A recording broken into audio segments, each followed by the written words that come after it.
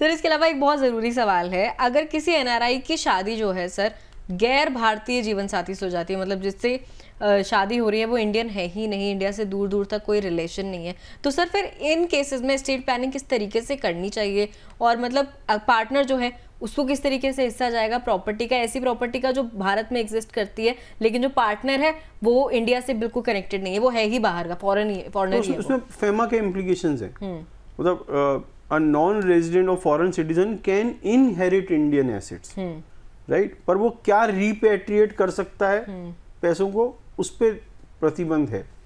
जैसे $1 million per annum तो आप ले आ सकते हो, उसके ऊपर आपको आरबीआई की परमिशन चाहिए।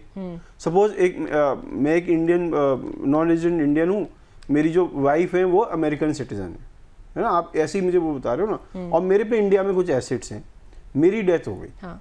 ठीक है, अब इस पे क्योंकि ये एसेट इंडिया में है, मेरी डेथ अगर विल बनाए बिना भी हो गई, क्योंकि ये इमूवेबल एसेट है, तो इस पे इंडियन लॉ लगेगा। इंडियन लॉ के हिसाब से मेरी विदेशी पत्नी इसकी ओनर बन गई, सपोज मेरी मदर भी नहीं है, बच्चा भी नहीं है कोई, तो she is the only survivor और मैं हिंदू हूँ, राइट, तो she is the only survivor, वो बन गई पूरे के पे। अब क्या ये प्रॉपर्टी उनके नाम जा सकती है? पक्का जा सकती है, इनहेरिटेंस में फॉरेनर जरूर इनहेरिट कर सकता है, उसमें भी हमारे भी कुछ रेस्ट्रिक्शन है। चाइना और पाकिस्तान के अगर लोग होते हैं उनको हम अलाउ नहीं करते, एनिमी स्टेट का वो दर्जा दिया हुआ है, राइट, उनको वो इनहेरिट भी नहीं कर सकते। पर सपोज इनके नहीं है और किसी कंट्री के नेचुरली, मतलब अगर डेथ हो गई स्पाउस की जो इंडियन है और स्पाउस लेकिन चाइना या पाकिस्तान से, तो वो एनिमी स्टेट है, उसमें उसको तो वो नेचुरली नहीं इनहेरिट नहीं कर सकते। और अगर वो विल वगैरह उन्होंने कुछ बना दी तो बना ही नहीं सकते उनके, बना ही नहीं सकते उनके लिए, जस्ट एनिमी प्रॉपर्टी, वहाँ पे हम अलाउ ही नहीं करते।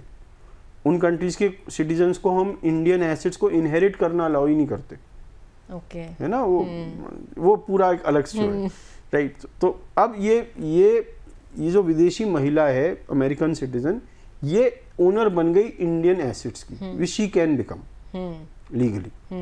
प्रॉब्लम क्या है कि can she repatriate this money, selling it, taking bar, उस पर रिस्ट्रिक्शंस लगी हुई हैं कि आप इतना ही ले आ सकते हो एक फाइनेंशियल ईयर में। अच्छा, और वो $1 मिलियन तक तो अलाउड है, हाँ। 1 मिलियन से ऊपर आपको आरबीआई की परमिशन लेनी पड़ेगी, अगले साल का इंतजार करना पड़ेगा।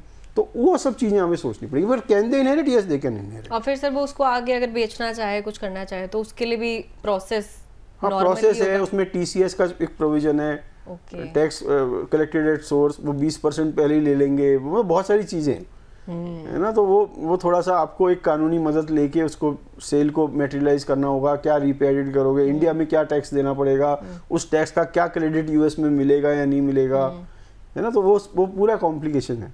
मुझे लग रहा है कोई अगर ये डिस्कशन सुन लेगा तो वो अपना प्लान ही कैंसिल कर देगा, कहेगा मैं तो भाई अपने देश के सिटीजन से ही शादी कर लेता हूँ, इतनी लीगैलिटीज में फंसूंगा। चलिए आगे बढ़ते हैं, राजीव राय का सवाल लेते हैं। अमेरिका से ही सवाल है, कह रहे हैं हम एनआरआई हैं, अमेरिका में जो है अति वरिष्ठ अमेरिकी नागरिक हैं, मतलब काफ़ी टाइम हो गया इन अमेरिका में रहते हुए, एज भी ज़्यादा हो गई है। कह रहे हैं हमारे चंडीगढ़ में एनआरओ और एनआरई अकाउंट्स हैं, हमारी भारत में प्रॉपर्टी और बैंक, साथ ही इंश्योरेंस निवेश भी है, पिछले 20 साल से टैक्स पे कर रहे हैं, हम भारत में फैमिली ट्रस्ट बनाना चाहते हैं, क्या भारत में इसकी अनुमति है?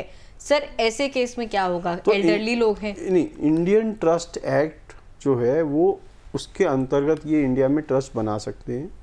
ये इस ट्रस्ट के सेटलर, बेनिफिशियरी और ट्रस्टी सब हो सकते हैं, पर ये सोल ट्रस्टी नहीं हो सकते, उसमें कम से कम एक इंडियन ट्रस्टी को ऐड करना पड़ेगा, नहीं तो वो ट्रस्ट नहीं चलेगी।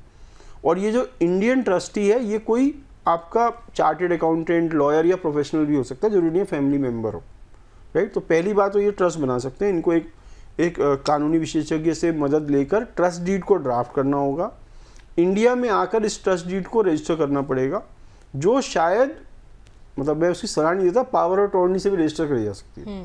यूएसए किसी इंडियन को पावर ऑफ अटॉर्नी दे, वो उनके बिहाफ पे रजिस्टर कर दे, वो पॉसिबल है। पर मैं हमेशा चाहता हूँ कि ट्रस्ट एक व्यक्ति खुद रजिस्टर करे, क्योंकि बहुत इंपॉर्टेंट डॉक्यूमेंट है, इसके अंदर आपकी सारी प्रॉपर्टी आने वाली है, राइट।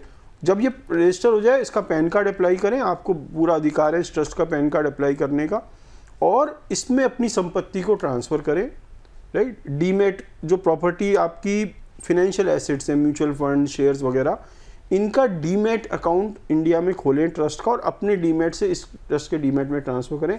कोई कैपिटल गेन नहीं लगेगा, कोई ट्रांसफर कॉस्ट नहीं आएगी, कोई गिफ्ट टैक्स नहीं लगेगा उसमें, नहीं तो रिडीम करेंगे तो कैपिटल गेन लग जाएगा। तो उस तरीके से ट्रांसफर कर लें उसको। जो रियल एस्टेट है उसकी विल बना दें इस ट्रस्ट के फेवर में, और वो विल इंडिया में बननी चाहिए, वहाँ नहीं बननी चाहिए, क्योंकि इंडिया वाली विल आराम से इंडिया में हम इम्प्लीमेंट करा के ट्रांसफ़र करा लेंगे। आप ये सब कर सकते हैं इंडिया में। इंडिया का कानून आपको पूरा अधिकार देता है कि आप इंडिया में किसी ट्रस्ट के बेनिफिशियरी बने। Non resident to non resident वैसे भी फेमा के इम्प्लीकेशन बहुत कम होते हैं, right. Resident to non resident में ज़्यादा इम्प्लीकेशन है, non resident to non resident में बहुत कम है। पर इस ट्रस्ट में मैं दोबारा कहता हूँ कम से कम हमेशा एक इंडियन ट्रस्टी होना चाहिए। ठीक है सर।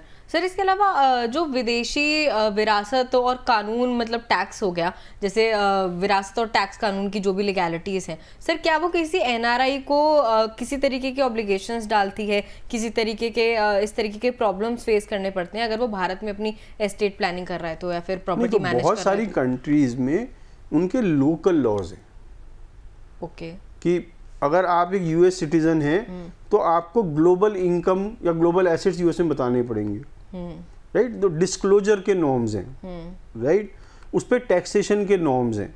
तो वो सब चीज़ें आपको पहले सोचनी पड़ेंगी ना, आप जब भी टैक्स प्लानिंग कर रहे हो या इनहेरिटेंस प्लानिंग करो, कि मेरे जिस कंट्री में मैं बसा हुआ हूँ वहाँ के क्या लॉज हैं, जिस कंट्री में एसेट्स जुड़े हैं वहाँ के क्या लॉ है, और उनको मैं किस तरीके से दोनों को कंप्लाई विद करूँ। आपको कंप्लाई तो दोनों को करना पड़ेगा। हाँ। तो सर इस नेगेटिव इम्पैक्ट से बचने के लिए जो है पहले ही सोच समझ के प्रॉपर प्लानिंग करें।